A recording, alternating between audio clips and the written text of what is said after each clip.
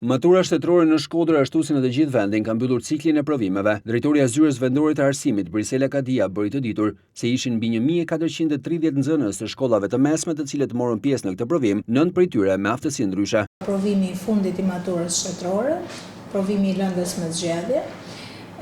Në fakt është një ndër provimet që nuk duhet t'i shtoj rëndësinë më të madhe njërit se tjetrit siç e kam theksuar, po që ka një peshë goxha të madhe dhe sigurisht edhe përgjegjësia, por edhe ngarkesa, qoftë për organizimin, po qoftë edhe për nxënësit që i nënshtrohen provimit është pak më e madhe. Për vetë faktin se është një provim që e përcakton pak a shumë nëse secili nga nxënësit e ka pa të lëndë universitetit që ka përzgjedhur për të ndjekur studimet e larta.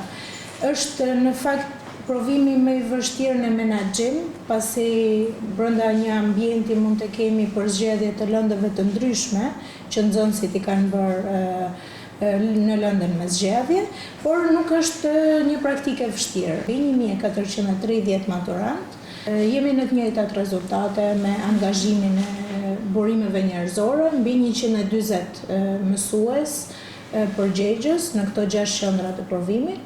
Teksa zhvilluar provimi i fundit, maturantët janë njohur edhe me rezultatet e gjuhës shqipe.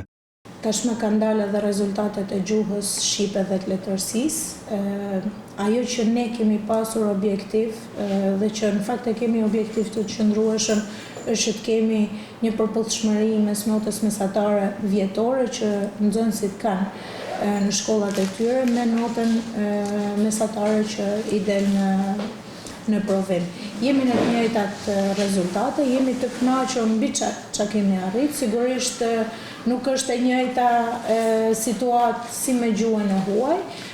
Gjuha shqipe ka vështirësitë dhe specifikat e veta, por ama mund të them që kalueshmëria është përsëri mbi 98%. Kështu që jemi të kënaqur.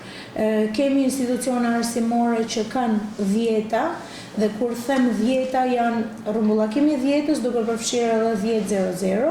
Nota më frekuente e marr, në fakt janë 7 edhe 8 që kanë një frekuencë më të madhe në maturantët tanë.